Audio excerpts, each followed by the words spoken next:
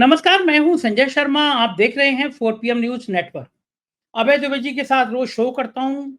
अब मैंने जो आज शो किया उसमें मैंने अभय जी से पूछा कि अभय जी, ये हज़ारों करोड़ रुपया कॉर्पोरेट ने झोली भर-भर के भारतीय जनता पार्टी को दिया है। कारण क्या है कि क्यों एक-एक कॉर्पोरेट 100-100, 2-2, 3-300 करोड़ रुपए दे देता है? कभी देश ने ये जानने की कोशिश करी या सरकारों ने बताने की कोशिश करी या पार्टी ने बताने की कोशिश करी ये 100 करोड़ 500 करोड़ रुपए दे रहा है, इसके पीछे सरकार इसका क्या-क्या काम कर रही है? पिछले दिनों इलेक्टोरल बॉन्ड का घोटाला सामने आया था। पता चला जिनके यहाँ ईडी की जाँच हो रही है, जो सीबीआई में है, जो इनकम टैक्स में है, इधर डाला करोड़ों रुपया, उधर क्लीन चिट मिल गई। तो क्या पाप धोने की मशीन बन गई है सरकार? क्या गुनाह छुपाने की मशीन बन गई है Bharatiya Janata party?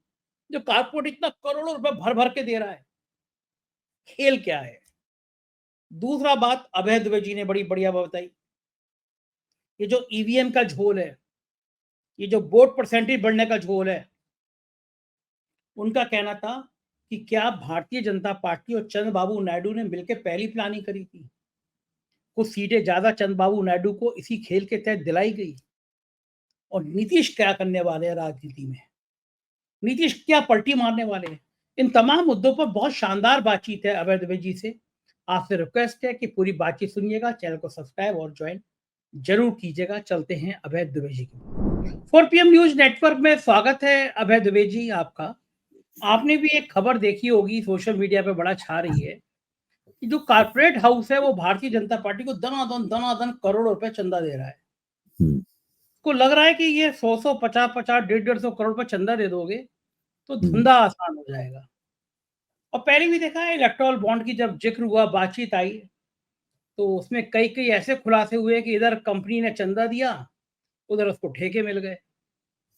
Electoral bond के पैसे को वापस करने वाली बात को चंद्रचूड़ साहब ने कही नहीं। चंद्रचूड़ साहब भूल गए। उनको लगा कि वो डांट लगा दो, इलेक्टोरल बॉन्ड रद्द कर दो, भविष्य में ना लेंगे, काम चल जाएगा। लेकिन पिछली बार जो चंदा लिया गया इलेक्टोरल बॉन्ड से, छुपा के वो वापस हो या उसकी बात कुछ आगे जाँच हो, वो सब खत्म हो गया। इस बात की भी जाँच नहीं हुई कि जिन दागी कंपनियों पे, जिन पे ईडी का, इनकम टैक्स का, सीबीआई का शिकंजा था, वो भारतीय जनता पार्टी को करोड़ों चंदा देकर गंगा जी नहा लिए। उसके बाद उनके सारे विवाद खत्म हो गए, उनके ऊपर आरोप खत्म हो गए। क्या लग रहा है ये कॉर्पोरेट इतनी झोली भर-भर के पैसा दे रहा है, नौकरियाँ देता नहीं है, लेकिन बीजेपी को करोड़ों रुपए देता है। ये बात कहाँ तक हजम हो सकती है और क्या कारण होगा कि भाजपा को इस तरह दोनों हाथों से पैसा लौटा रहा है? संजय जी, ये चंदा जो भाजपा को मिला है 2023-24 में, ये 2,200 करोड़ रुपए के बराबर चंदा है। 2,200 करोड़ का चंदा। ये कोई छोटी मोटी रकम नहीं है। अच्छा, हम सब जानते हैं कि भारत के बड़े बड़े जो कारपोरेट घराने हैं, यानी कारपोरेट सेक्टर है निजी क्षेत्र में, उसके पास 1.5 लाख करोड़ से ज्यादा की पूंजी, ज्यादा की नकदी उसकी तिजोरियों में बंद है। ये सफेद धन है, सफेद धन है। इसके बाद में जो भारत की ब्लू चिप पब्लिक सेक्टर कंपनियां हैं, ऐसे इंडियन ऑयल वगैरह, ये सब जो ब्लू चिप पब्लिक सेक्टर कंपनियां हैं, इनके पास भी करीब 1.25 लाख करोड़ रुपए की का सफेद धन जो है, कानूनी धन इनकी तिजोरियों में बंद है। और मैं ये आंकड़े दे रहा हूं करीबन 5-7 साल पहले के। अब तो मेरे ख्याल से ये रकम और भी ज्यादा बढ़ गई होगी। लेकिन इन लोगों ने कभी भी इस पैसे में से एक पाई भी निकालकर अर्थव्यवस्था में निवेश नहीं किया। ये सारा का सारा इनकी तिजोरियों में ही भरा हुआ है। इनके पास अपना कारण है और कुछ कारण इसके वैध भी हैं। तो जो मौजूदा फैक्ट्रियां हैं, वो फैक्ट्रियां पूरी क्षमता से नहीं चल रही हैं, बाजार में चीजें नहीं बिक रही हैं। इसलिए वो कहते हैं भाई हम नई उत्पादन क्षमता क्यों लगाएं, जब हमारी पुरानी उत्पादन क्षमता 100% की रफ्तार से उत्पादन नहीं कर पा रही है, वो केवल 70% की रफ्तार से उत्पादन कर पा रही है। लेकिन दूसरी तरफ आप हमें खबर देते हैं और 4 पीएम के दर्शकों को खबर देते हैं कि 2,200 करोड़ रुपया भारतीय जनता पार्टी की तिजोरी में गया। अच्छा, तो अब सवाल ये रुपया क्यों दिया गया भारतीय जनता पार्टी को? भाई ये रुपया क्यों? अभी तो लोकसभा चुनाव नजदीक नहीं है, लोकसभा चुनाव तो बहुत दूर है, अभी तो 1 साल भी नहीं हुआ पिछले चुनाव के। अभी तो जून में जाके 1 साल होगा पूरा। 9 जून को होगा, 9 जून 2025 को 1 साल होगा। अभी चुनाव तो केवल दिल्ली में होना बाकी है, चुनाव के वक्त ज्यादा चंदा मिलता है। उसके बाद तकरीबन 10 महीने बाद बिहार का चुनाव होगा, उसमें भी बहुत समय बाकी है। तो मेरा सवाल यह है कि ये इतना चंदा भारतीय जनता पार्टी को दबादब क्यों दिया गया? अच्छा, मेरा दूसरा सवाल यह है कि ये इस चंदे का जरिया आप देखिए, इस चंदे को मुख्य तौर पर इलेक्टोरल ट्रस्ट के जरिए दिया गया है। अब इलेक्टोरल ट्रस्ट जो है ना, पहले ये लोग वो खरीदते थे, इलेक्टोरल बॉन्ड्स खरीदते थे, लेकिन जब सुप्रीम कोर्ट ने इलेक्टोरल बॉन्ड को अवैध और संविधान विरोधी घोषित कर दिया, तब भी इलेक्टोरल ट्रस्ट नहीं भंग हुए। ये इलेक्टोरल ट्रस्ट अभी भी बने हुए हैं। जो खबर आई है उसमें करीबन 723.67 करोड़ रुपए का चंदा प्रूडेंट इलेक्टोरल ट्रस्ट से भाजपा को मिला है। एक ट्रस्ट ने केवल 725 करोड़ रुपए का चंदा दिया है। एक दूसरा ट्रायम्फ इलेक्टोरल ट्रस्ट है जिसने 127 करोड़ से भी ज्यादा का चंदा भारतीय जनता पार्टी को दिया है। एक सोलर एनर्जी बनाने वाली कंपनी है, सौर ऊर्जा बनाने वाली कंपनी है, उसने अकेले 51 करोड़ रुपया चंदा दिया है। वैक्सीन बनाने वाली कंपनी ने 50 करोड़ रुपए से ज्यादा का चंदा भारतीय जनता पार्टी को दिया है। अच्छा, अब ये सब जो चंदे आ रहे हैं, आखिरकार भारतीय जनता पार्टी इस पैसे का करती क्या है? ये एक बहुत बड़ा सवाल है, इसकी पब्लिक स्क्रूटनी होनी चाहिए। ये बहुत महत्वपूर्ण है, इसकी पब्लिक स्क्रूटनी होनी चाहिए और सार्वजनिक जीवन में भारतीय जनता पार्टी से पूछा जाना चाहिए कि भाई आपको जो रुपया मिल रहा है, इस रुपए का आप करते क्या है? क्या देश भर में भारतीय जनता पार्टी के लिए जो बड़े बड़े दफ्तर, भव्य दफ्तर बने गए हैं, वो इस पैसे से खरीदे गए हैं? क्या राष्ट्रीय स्वयंसेवक संघ ने अपने संगठनों के लिए जो भव्य दफ्तर बनाए हैं, पहले तो बहुत सादा तरीके से किराए के फ्लैट्स वगैरह में कई लोग काम किया करते थे, मिडिल क्लास मध्यवर्गीय शैली थी अपना दफ्तर चलाने की, क्या इस पैसे से वो वहां पे हुआ है? मतलब हो क्या रहा है इस पैसे से? क्या यही पैसा है जिससे सरकारें तोड़ी जाती हैं, विधायकों की खरीद फरोख्त होती है? क्या महाराष्ट्र में जो चुनाव लड़ा गया है उसमें ये पैसा खर्च हुआ है? क्या झारखंड में चुनाव लड़ा गया है उसमें ये पैसा खर्च हुआ है? मतलब ये पैसा जो है कहां खर्च हुआ, इसके बारे में कुछ ना कुछ एक अंदाजा ही लगाया जाए, कोई कयास ही लगाया जाए। बहुत इंपॉर्टेंट है इसका पता लगाना, क्योंकि बहुत बड़े पैमाने पर हजारों हजारों करोड़ रुपया कारपोरेट तिजोरियों से निकलकर भारतीय जनता पार्टी की तिजोरियों में शिफ्ट हो रहा है और हमें नहीं पता है कि उस पैसे का भारतीय जनता पार्टी क्या करती है। भाई कोई ना कोई, अगर अभी तक ऐसा कोई कानून नहीं है जिससे भाजपा से इसका हिसाब लिया जा सके, तो भाजपा को रिटर्न फाइल करना पड़ता है। ठीक बात है। हाँ, जरूर रिटर्न फाइल करना पड़ता है। टैक्स नहीं लगता, ये बात सही है। जिन पे टैक्स नहीं लगता, रिटर्न तो वो भी फाइल करते हैं ना। तो ये सब चीजें सार्वजनिक जीवन में आनी चाहिए, इनके ऊपर चर्चा होनी चाहिए, बहस होना चाहिए। मैं ये नहीं कह रहा हूं कि कारपोरेट तिजोरियों से कुछ पैसा निकलकर विपक्ष की पार्टियों के पास नहीं गया है, विपक्ष की पार्टियों के पास भी गया है, लेकिन वो भाजपा के मुकाबले बहुत कम है। जब मैं बहुत कह रहा हूं तो वास्तव में उन दोनों के बीच में किसी किस्म की कोई तुलना नहीं है। उसके आंकड़े भी अखबार में छपे हुए हैं। इससे कम से कम एक नतीजा हम लोग ये निकालते हैं कि अभी भी भारत का जो कारपोरेट क्षेत्र है वो ये मानता है कि भारतीय जनता पार्टी ही फिलहाल इस देश में हुकूमत कर सकती है और अगला चुनाव भी वही जीतेगी और उसका राजनीति में दबदबा बना रहेगा। विपक्ष में भारतीय जनता पार्टी के दबदबे को चुनौती देने की स्थिति अभी तक नहीं पैदा हो पाई है। ये पहला इंडिकेटर है इसका, ये सबसे बड़ा इंडिकेटर है। अब राहुल गांधी पूरी कोशिश कर रहे हैं अदानी के मसले को उठाने की। उसके पीछे उनका इरादा यही है कि भाई अदानी के अलावा जो दूसरे कारपोरेट बॉसेस हैं वो उनमें उनके प्रति हमदर्दी पैदा हो जाए, लेकिन अभी तक उनकी ये कोशिशें कहीं कामयाब होते हुए नहीं दिखाई पड़ती। कम से कम ये आंकड़ा ये बताता है। सुप्रीम कोर्ट में जाना चाहिए और सुप्रीम कोर्ट में ये आंकड़ा रख के किसी तरीके से एक पब्लिक इंटरेस्ट लिटिगेशन, एक जनहित याचिका दायर करनी चाहिए विपक्षी दलों को या विपक्षी दलों के बुद्धिजीवियों को या नागरिक अधिकार के संगठनों को, ताकि भारतीय जनता पार्टी से पूछा जा सके कि आप भाई इस खर्चे का साफ हिसाब दीजिए। अब भाजपा का जो दिल्ली का दफ्तर है, जो नेशनल ऑफिस है, जो राउज एवेन्यू पे दीनदयाल उपाध्याय मार्ग पे बना है, नई दिल्ली स्टेशन के बहुत करीबी है। अब एक सड़क के उस तरफ तो मिंट है, टकसाल है मतलब जो है, और सड़क के इस तरफ भारतीय जनता पार्टी, थोड़ा ही बहुत फर्क है दोनों के बीच में। अब आप देखिए, टकसाल में नोट छपता है,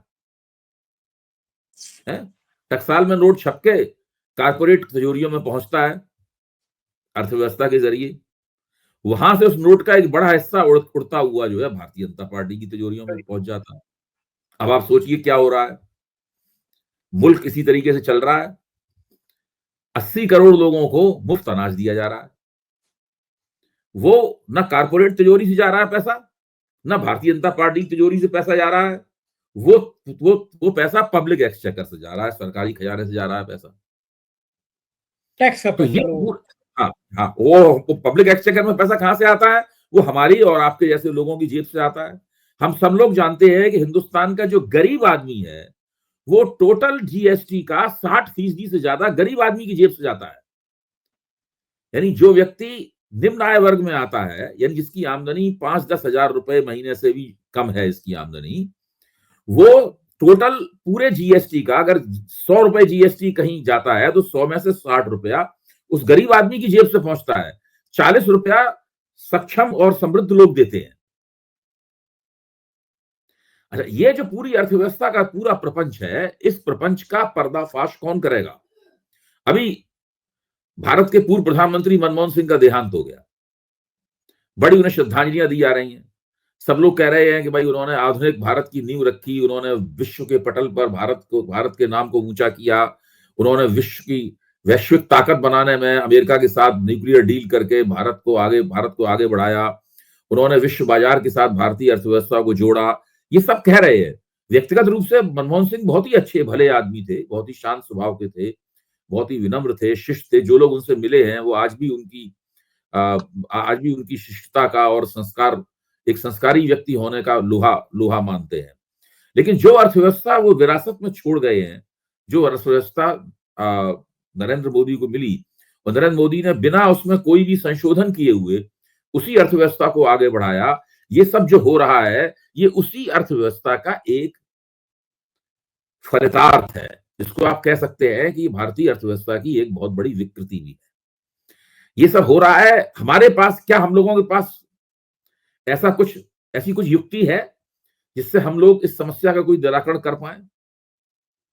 कौन सी वो ताकतें हैं जो कभी इन लोगों को सार्वजनिक, जिसे कहते हैं नहीं, जवाब तलबी इन लोगों से कर पाएंगे? ये जवाब तलबी कैसे होगी? ये एक बहुत बड़ा सवाल है भारतीय लोकतंत्र का।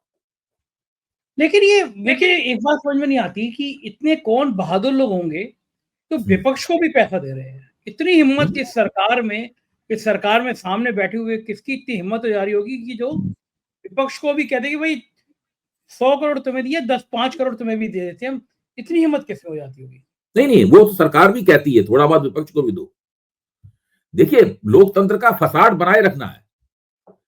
लोकतंत्र का जो एक वो फसाड किसे कहते हैं, अंग्रेजी का शब्द है, जिसे कहते हैं कि सामने जो एक भव्य दीवार होती है उसके ऊपर एक पच्चीकारी होती है और उसके पीछे कुछ और होता है। मतलब जो है वो एक पच्चीकारी, लोकतंत्र की पच्चीकारी जो है वो बनाए रखनी है। ये ठीक इसी तरीके से है जैसे मैं एक कमर्शियल चैनल पे मुझे बुलाया जाता है, उस कमर्शियल चैनल पे एक एंकर होता या होती है, एक राष्ट्रीय स्वयंसेवक संघ का विचारक होता या होती है, एक भारतीय जनता पार्टी का अधिकृत प्रवक्ता होता है, एक तथाकथित रूप से वरिष्ठ पत्रकार होता है। ये सारे के सारे लोग एक ही विचारधारा के होते हैं।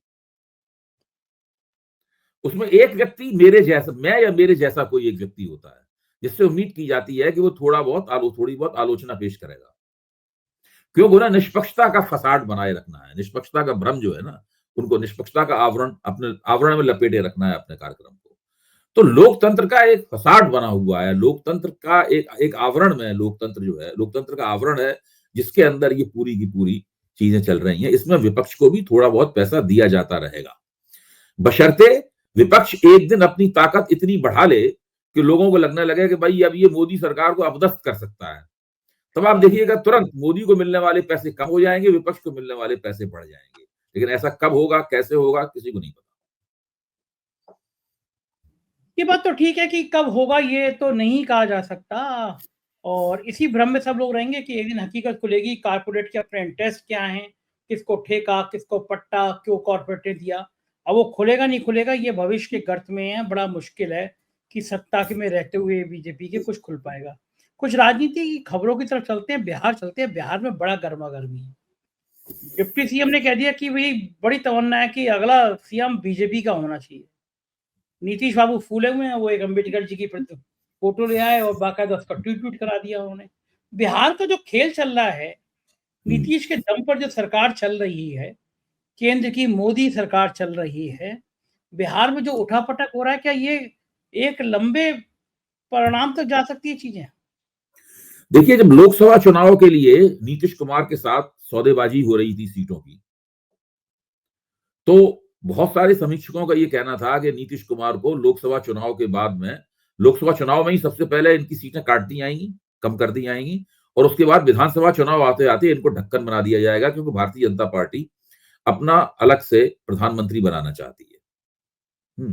लेकिन हुआ क्या, नीतीश कुमार जितनी सीटें मांग रहे थे, नरेंद्र मोदी ने विशेष आदेश जारी किया कि नीतीश कुमार को वो सीटें दे दी जाए, और बिहार की भारतीय जनता पार्टी क्रंदन करते रह गई। कुछ कुछ अमित शाह का हाथ भी उनके पीछे था कि भाई इनको कम सीटें दी जाए, इनकी कटौती की जाएगी। सबसे कहा जा रहा था कि सबसे कमजोर कड़ी है बिहार में, इनको ज्यादा सीटें दी जाएंगी तो कुल मिलाकर एनडीए को नुकसान होगा। लेकिन नीतीश कुमार ने जितनी सीटें मांगी थी, पूरी सीटें उनको प्राप्त हुई, और उन्होंने चुनाव में अच्छा प्रदर्शन भी किया।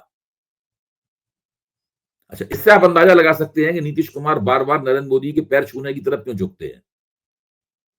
क्योंकि भाजपा आला कमान में नीतीश कुमार का सबसे बड़ा सहयोगी अगर कोई व्यक्ति है तो स्वयं नरेंद्र मोदी। नरेंद्र मोदी इस बात को अच्छी तरह जानते हैं कि बिहार में अगर भाजपा अकेले लड़ी तो वो उसकी स्थिति अच्छी नहीं रहेगी, भले ही उसे कहा जाए। इसीलिए वो चाहते हैं कि अभी नीतीश कुमार के साथ जुड़ के ही आगे आगे बढ़ाया जाए। क्योंकि बिहार के उप मुख्यमंत्री ने, सिन्हा साहब ने, जब ये वक्तव्य दिया, अटल बिहारी वाजपेयी की उस पर बोल रहे थे, और उन्होंने कहा कि अटल जी को सच्ची श्रद्धांजलि होगी अगर हम बिहार में अपनी सरकार अलग से बनाए। उसके तुरंत बाद उनको लगा कि ये गड़बड़ हो गया, तो उन्होंने फौरन कहा नीतीश कुमार ही एनडीए के नेता है। दूसरा वक्तव्य उन्होंने ये दिया बाद में सफाई देते हुए। तो नीतीश कुमार आज भी अपनी तमाम समस्याओं के बावजूद, अपने बुढ़ापे के बावजूद, आज भी भारतीय जनता पार्टी की बिहार में मजबूरी बने हुए हैं। वो जो पिछले विधानसभा चुनाव में जो प्रयोग किया था भाजपा ने, कि चिराग पासवान के जरिए नीतीश कुमार को अंडरकट किया गया था, वो प्रयोग करने की स्थिति में आज भाजपा मुझे कम से कम नहीं दिखाई पड़ रही है। क्योंकि अगर वो प्रयोग किया जाएगा तो उसके बारे में पता लग जाएगा। कुछ कुछ इस तरह की हलचलें उस वक्त शुरू हुई जब पहली बार गिरिराज सिंह ने जनता दल यूनाइटेड के विरोध के बावजूद उन्होंने हिंदू स्वाभिमान यात्रा निकाली। इसका जनता दल यूनाइटेड ने उसका कड़ा विरोध किया, आलोचना की उसकी, लेकिन फिर भी वो हिंदू स्वाभिमान यात्रा निकाली गई। उसके बाद उप मुख्यमंत्री महोदय ने ये वक्तव्य दे दिया। अच्छा, उसके बाद आरजेडी ने इस कमजोरी को भांपा, राष्ट्रीय जनता दल ने, तेजस्वी यादव ने यह वक्तव्य दिया कि एनडीए को चाहिए कि नीतीश कुमार को मुख्यमंत्री पद का चेहरा घोषित करके दिखाए। अभी तक एनडीए की तरफ से इस बात का कोई भी जवाब नहीं मिला है। लेकिन जिस तरह की राजनीति बिहार में है, मैं कहूंगा कि भारतीय जनता पार्टी का जो बिहार का नेतृत्व है, उसमें एक स्ट्रांग लॉबी है, एक बहुत मजबूत लॉबी है, जो चाहती है कि नीतीश कुमार से पल्ला झाड़ लिया जाए और इस बार विधानसभा में भारतीय जनता पार्टी प्रयोग करे और अकेले दम पर चुनाव लड़े। या नीतीश कुमार को, उसका बहुत सीधा तरीका है, नीतीश कुमार को इतनी कम सीटों का प्रस्ताव किया जाए कि वो अपने आप ही अलग हो जाएंगे, वो समझ जाएंगे कि हमारा पत्ता साफ होने वाला है। तो वो तो बहुत बहुत बहुत तरीके हैं, उसके लिए गठजोड़ तोड़ने की जरूरत नहीं, नीतीश कुमार खुद ही उस गठजोड़ को तोड़ देंगे। और नीतीश कुमार भी जानते हैं कि अब चुनाव में जो है वो साल भर से भी कम समय रह गया है, इसलिए उन्होंने अपनी सक्रियता बढ़ा दी है। उन्हें दलितों के वोट भी चाहिए, उन्हें अति पिछड़ों के वोट भी चाहिए, तो उसके लिए अंबेडकर की तस्वीर ले जाना जरूरी है, और वो भारतीय जनता पार्टी को बहुत अखर रहा है। तो इस वक्त इसे कहते नहीं कि the politics of Bihar is pregnant with the new possibilities. Bihar की राजनीति के पेट में कुछ नई संभावनाएं पक रही हैं। वो संभावनाएं किस रूप में आगे निकलकर सामने आएंगी, किस रूप में अपने आप को व्यक्त करेंगी, ये जल्दी ही हम लोगों को, मेरे ख्याल से 2-3 महीने में इसी तरह घटनाक्रम चलता रहा तो पता लगेगा। लेकिन ये बात आपकी सही है कि वहां सब कुछ ठीक नहीं है, क्योंकि भारतीय जनता पार्टी की अपनी जो राजनीतिक महत्वाकांक्षाएं हैं वो राजनीतिक महत्वाकांक्षाएं उसे नीतीश कुमार को अंडरकट करने की तरफ ले जा रही हैं। वो अंडरकट किस तरीके से किया जाएगा, क्या फिर से कोई नया चिराग पासवान आएगा वो उनको अंडरकट करेगा, वो कैसे क्या होगा ये अभी निकट भविष्य में हम लोगों को मालूम पड़ेगा। अच्छा, नायडू साहब बढ़िया हैं, चंद्रबाबू नायडू। जैसी हम्म, सरकार डगमगाती है, नीतीश नाराज हो जाते हैं, वो पहुंच जाते हैं हमारे राज्य को इतनी वित्तीय सहायता और दे दीजिए, इतना पैसा हम्म। और दे दीजिए। मतलब ये बढ़िया है कि इधर डगमगाए, उधर वो आप पैसा मांगने पहुंच जाओ। मोदी जी नहीं, थोड़ा उनके सा। पास तो उनके पास तो एक और तुरुप का पत्ता है नायडू साहब के पास। हम्म, वो तुरुप का पत्ता यह है कि भाई जगन मोहन रेड्डी के ऊपर आरोप है ना कि उनको, जगन मोहन रेड्डी की सरकार में उनको आरोप है कि भाई उनको उस पूरे मसले में रिश्वत दी गई, जिस मसले में जिसकी फिरोजपुर अडानी के खिलाफ वहां मुकदमा है, जगन मोहन खिलाफ आरोप है ना। तो नायडू ने संसद में वहां बिहार आंध्र प्रदेश विधानसभा में ये कह रखा है। और आज जो नायडू के वित्त मंत्री हैं, ये वही वित्त मंत्री हैं जिन्होंने जगन मोहन रेड्डी ने जब उस कॉन्ट्रैक्ट पे साइन किए थे, दस्तखत किए थे, जो सौर ऊर्जा खरीदने का कॉन्ट्रैक्ट था, तभी उन्होंने कहा था कि ये बहुत ही महंगी बिजली आप खरीद रहे हैं। इसका ये करके उन्होंने बाकायदा अपना बयान दर्ज कराया, तो ऑफिशियली उनका विरोध बयान वहां पर दर्ज है। वही आज वित्त मंत्री है। इसके बावजूद भी चंद्रबाबू नायडू कोई जांच नहीं करा रहे जगन मोहन रेड्डी की। हम्म। उन्होंने विधानसभा में बयान दे रखा है, उनके वित्त मंत्री जब विपक्ष में थे तब उन्होंने हंगामा किया था इस बात पर, बयान दे, लेकिन वो कोई जांच नहीं करा रहे। क्योंकि अगर वो जांच कराएंगे तो वहां पर कुछ गड़बड़, इधर केंद्र से उनकी दबाव पड़ेगा, इसलिए उन्होंने ये पत्ता भी उनके पास है। तो इस वक्त देखा जाए तो मोदी सरकार का हाथ जो है वो कुछ कुछ चंद्रबाबू नायडू के नीचे दबा हुआ है। लेकिन ये आज इन हालातों में जब एक तरफ नीतीश है और एक तरफ नायडू है, मोदी को सबसे ज्यादा गुस्सा योगी आदित्यनाथ पर आता होगा कि अगर ये थोड़ा ढंग कर लेते यूपी, तो यूपी में जो मार हुई है, यूपी में जो फजीयत हुई है, ये फजीयत ना होती। यूपी में इतना ज्यादा खराब रिजल्ट आएगा, मोदी ने सोचा थोड़ी ना होगा कभी। और मुझे लगता है कि यूपी और महाराष्ट्र ऐसे राज्य थे जिन्होंने पूर्ण बहुमत से दूर कर दिया मोदी को। आपकी बात सही है। देखिए, उत्तर प्रदेश, महाराष्ट्र, हरियाणा में भी आधी सीटें गई, राजस्थान में भी आधी सीटें गई, तो काफी नुकसान हुआ है लोगों को। मैं ऐसे स्वरूप में देखता हूं कि 2024 के लोकसभा चुनाव में मोदी सरकार के खिलाफ जनता में नाराजगी थी, और वो नाराजगी विपक्ष ने जो, और खासतौर से राहुल गांधी ने जो संविधान के सवाल को लेकर जो आक्रामक मुहिम चलाई, उससे वो नाराजगी जो है वो और भी ज्यादा मजबूत हुई। उस नाराजगी को एक दिशा प्राप्त हुई, एक चैनल प्राप्त हुआ उस नाराजगी को।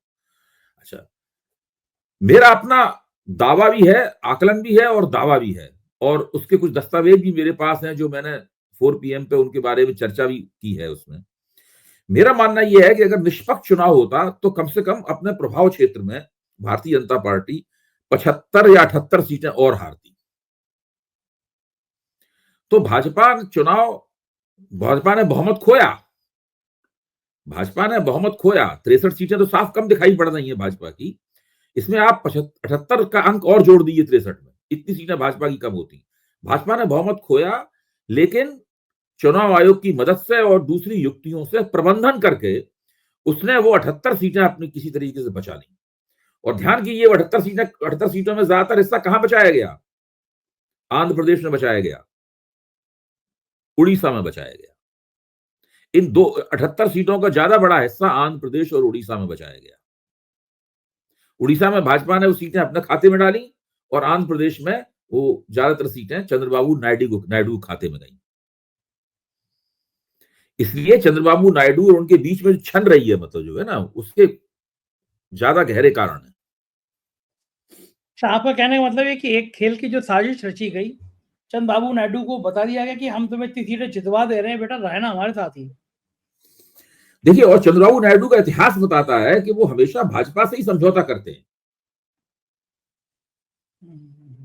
एक जमाने में वो जो केंद्र में गठजोड़ सरकार थी, गैर भाजपा गठजोड़ सरकार थी, उस गठजोड़ सरकार का जो मोर्चा था, मतलब उस मोर्चे के वो कर्ता धर्ता थे।